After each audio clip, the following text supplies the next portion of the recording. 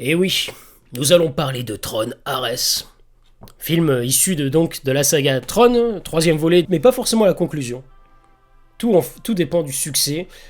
Ceux qui ont vu le film, vous saurez au vu de comment le film se termine, il y a une ouverture pour une potentielle suite. Et après, reste à savoir est-ce qu'il y aura une suite. Tron, c'est un peu particulier parce que c'est une saga qui, je trouve, est un petit peu maudite. Alors, peut-être pas maudite, mais une saga qui a toujours eu du mal à trouver son public et qui n'a jamais rencontré un énorme succès.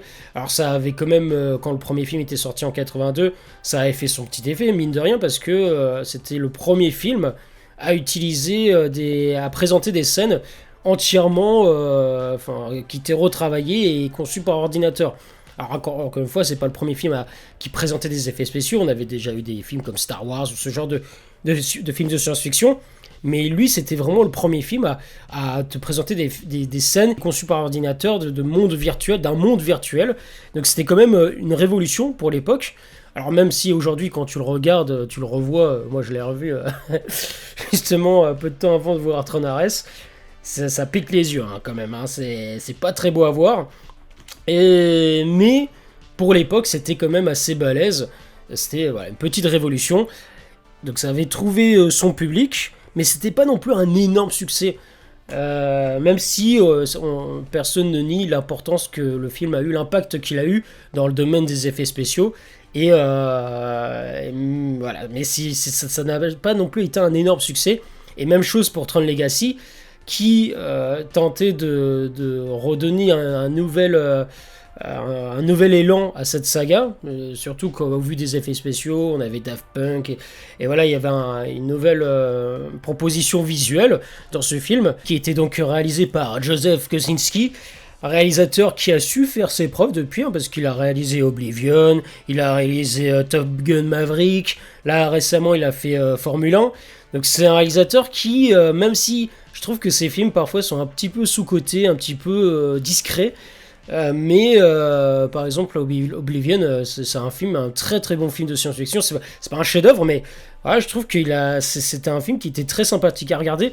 Malheureusement, Oblivion, ça avait été gâché par les bandes annonces parce qu'il te révélait le twist qui arrive en milieu de film. Et pour moi, c'était un énorme gâchis. Vraiment, je sais pas qu'est-ce qu'ils ont à tout dévoiler dans les bandes annonces. Ils auraient jamais dû, parce que pour moi, ce qui arrive vers le milieu du film, le twist qui arrive vers le milieu du film, bah pour moi, s'ils avaient gardé ça secret, je pense que le film aurait été plus apprécié, parce qu'il y aurait eu l'effet de surprise et les gens auraient eu un meilleur souvenir de ce film.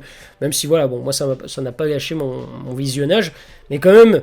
Je trouvais que c'était un petit peu dommage qu'ils aient trop révélé dans les bandes annonces. Mais bon, ça c'est un autre débat. Puis après, il y a eu Top Gun Maverick. Grosse surprise. Parce que moi, j'étais pas forcément très très fan du premier film.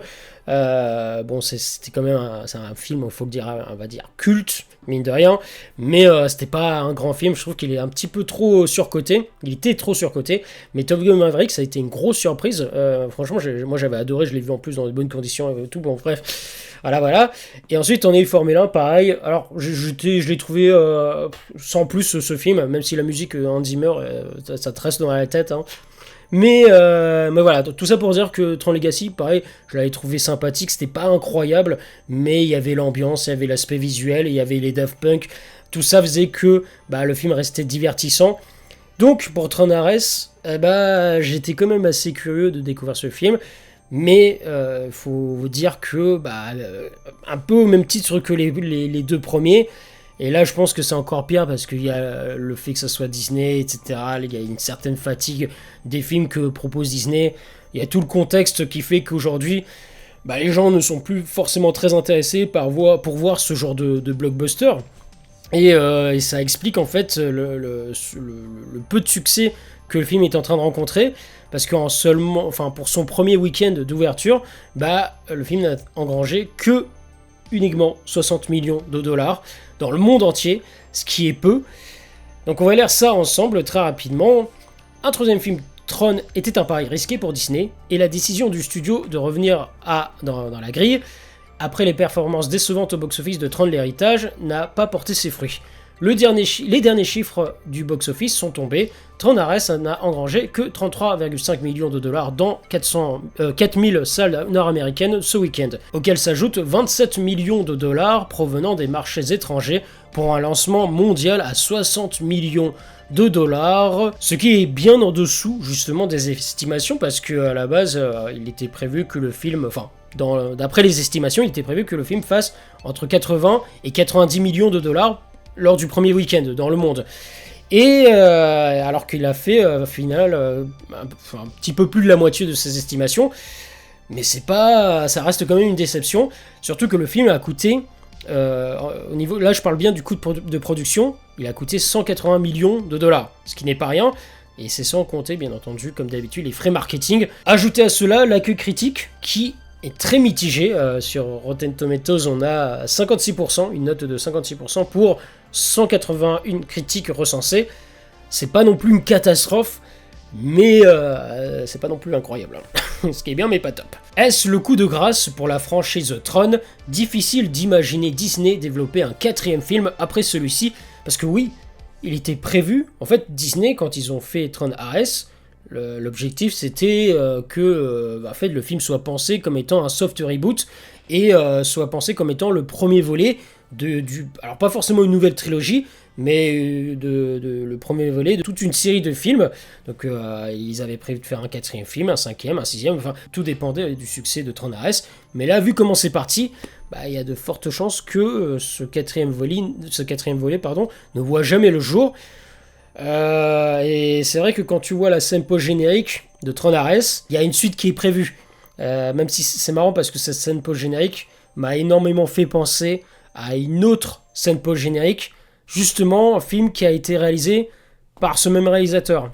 Alors pour ceux qui ne savent pas quel film il a réalisé, je vous laisse, si vous le souhaitez, découvrir. Je vous donne ce petit indice. Voilà, je ne vais pas spoiler ce qui se passe dans cette scène post-générique d'Ares, mais voilà, si vous voulez, je vous donne un petit indice. Ça fait énormément penser à cette scène post-générique de ce film en particulier, qui a été réalisé par ce même réalisateur. Et même si je trouve que dans Tron Ares, ça passe mieux, mais le fait de... Voilà, je veux pas en dire plus. Ceux qui ont vu le film sauront probablement à quoi je fais référence. Mais ce qui est sûr, c'est que le film, vu comment c'est parti, il y a de fortes chances que ça enterre. Alors, est-ce que ça va enterrer à jamais cette saga? J'en sais rien. C'est un peu dommage parce que, encore une fois, je trouve que c'est une saga qui a tellement le potentiel d'être un carton au cinéma. Le film, enfin la saga de manière générale, cette licence présente des concepts, il peut a la possibilité en fait d'aborder des thèmes qui parlent à tout le monde. Et malheureusement, les films, je sais pas pourquoi, ils ont jamais réussi à triompher au box-office mondial, alors qu'ils ont tous les ingrédients pour que ce soit une grosse saga, un immense carton, que chaque film soit un immense carton. Mais ils n'y arrivent pas. Tron Ares n'échappe pas à cette malédiction. Et c'est un petit peu dommage parce que l'ayant vu, alors je peux comprendre les critiques négatives, mais je trouve quand même, alors pourtant moi je suis pas du genre à défendre les films Disney, surtout ces dernières années, surtout voilà, parce que les films Disney, moi j'ai grandi avec les films Disney, j'ai grandi avec leur style, etc. Donc moi de base, j'adore Disney. Mais c'est vrai que ces dernières années, je pense que pour ceux qui nous regardent, qui regardent la chaîne, c'est vrai que c'est un peu compliqué avec Disney ces derniers temps. Mais Tron Ares, ça a été une petite surprise parce que je n'attendais rien de ce film. J'ai vu les derniers trailers et je me suis laissé tenter par l'expérience. Je me suis dit, ça a l'air d'être a priori sympathique. Et je n'ai pas été déçu par le film. Et je trouve que les critiques sont peut-être un peu dures, mais après ça ne regarde que moi. Peut-être que dans les commentaires vous allez me dire non, il est vraiment nul, il mérite clairement son échec au box-office. Mais je trouve que franchement, moi pour le coup, je vais le défendre un petit peu, mais j'ai passé un bon moment en fait devant ce film. C'est pas un grand film. Oui, on ne fait que survoler des thèmes tels que l'intelligence artificielle, le transhumanisme, la conscience de soi, qu'est-ce qui définit un être humain, qu'est-ce qui définit une machine, etc. Tous ces thèmes-là, sont très vite survolés, et c'est dommage parce que c'est vrai que pour ce genre de film de science-fiction, tu t'attends un petit peu, enfin tu t'attends entre guillemets, mais t'as quand même envie que ce genre de thème soit abordé et bien exploité. Et malheureusement, le film ne se contente d'être qu'un film de divertissement, qu'un film popcorn, un film voilà, où tu te prends pas la tête. Et pour le coup, ça marche. Pour le coup, ça marche. Il faut dire que mon exigence, quand je vais voir ce genre de film, n'est pas la même que pour un autre film de science-fiction, comme par exemple Blade Runner, qui va aborder ce genre de thème bien mieux que pour Tron Ares, enfin de manière générale, la saga Tron. C'est-à-dire que quand je vais voir Blade Runner, ou Star Wars, ou Tron, peu importe, bah, je vais pas je vais pas aller au cinéma avec le même état d'esprit. Je ne recherche pas forcément la même chose. Donc, pour ce qui est de Tron Ares, bah oui, j'ai passé un beau moment, c'est bien rythmé, c'est beau visuellement, les acteurs jouent plutôt bien. Bah, bon, après, il y a aussi cette Jared Leto fatigue. Parce que depuis qu'il a joué Joker là, dans Suicide Squad, bah, c'est très compliqué. Il a joué dans Morbius, là, Tron Ares, voilà. Il y a eu quelques affaires aussi autour de lui, quelques accusations. Alors, je ne sais pas si ce ne sont que des rumeurs, mais il y a des choses par rapport à lui aussi que ça pose problème. Donc, je pense que aussi ça a énormément joué ça a eu un impact sur les résultats au box-office et sur ce qui se passe en ce moment, sur l'échec de ce film. Mais moi, voilà, je juge vraiment le film en tant que tel. La musique est très bonne. Alors, donc, c'est composé par Nine Inch Nails. C'est pas la même. Alors, je préfère quand même la composition des Daft Punk. Je trouvais que la BO dans Tron Legacy est bien au-dessus. Mais j'ai quand même bien aimé la musique dans...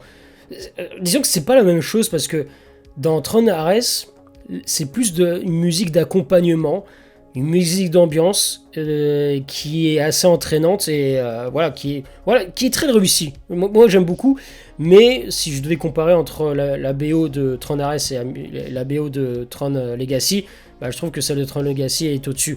Surtout parce que ce qui était bien dans Tron Legacy, c'est qu'on avait quand même un thème. Le film avait un thème musical, ce qui n'est pas forcément le cas dans Tron Ares. C'est vraiment la musique d'accompagnement. Et c'est un petit peu dommage parce que dans ce genre de film, tu t'attends quand même à ce qu'il y ait un thème. Et ce n'est pas le cas. C'est toujours une musique d'accompagnement, une musique d'ambiance. Alors que dans Tron Legacy, tu avais quand même un thème musical qui revenait assez souvent. Alors parfois, il y avait quelques modifications au niveau des notes pour apporter une petite touche de variété. Mais c'était toujours ce thème. Oui, je sais, j'ai un talent incroyable. Je sais super bien chanter, reproduire les musiques, bref. Mais la musique de Tron Legacy, j'avais adoré. Parfois, je prends plaisir à réécouter la BO de Tron Legacy. Alors que Tron Ares, elles sont bien, encore une fois, elles sont très entraînantes. Il y a du rythme, il y a une vraie ambiance.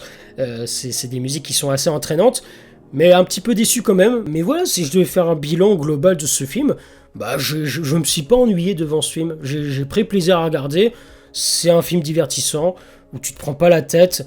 Oui, c'est très vite survolé. Oui, les personnages, notamment Ares, le basculement, enfin son changement de camp, parce que vous vous doutez bien qu'il va devenir gentil, c'est pas vraiment du spoil, parce qu'au début il est programmé pour accomplir une mission qui n'est pas très très cool, très sympathique, et qu'il a un peu le rôle de méchant.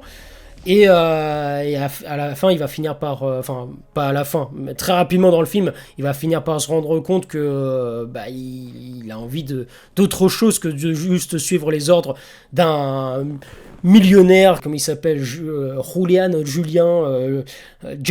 qui a repris l'entreprise de son grand-père. Et donc c'est vraiment lui le méchant, qui est donc Evan Peters. Donc on comprend que Ares, il finit par se rendre compte que c'est pas bien d'être méchant, soit gentil, pas méchant. Voilà, ça va pas, ça casse pas trois pattes à un canard, le scénario, voilà, c'est un film qui se contente d'être divertissant, et pour le coup, de ce côté-là, c'est réussi. C'est vrai que c'est toujours... ça peut être frustrant parce que tu te dis quand même, c'est un film de science-fiction qui a le potentiel d'aborder des sujets des sujets qui, voilà, qui sont passionnants et qui te poussent à la réflexion, qui peut t'amener à te poser des questions philosophiques, métaphysiques, tout ce que tu veux.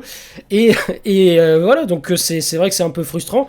Mais après, quand tu vois les bandes annonces, bah, faut pas s'attendre à un film très poussé, très intellectuel, tout ce que tu veux.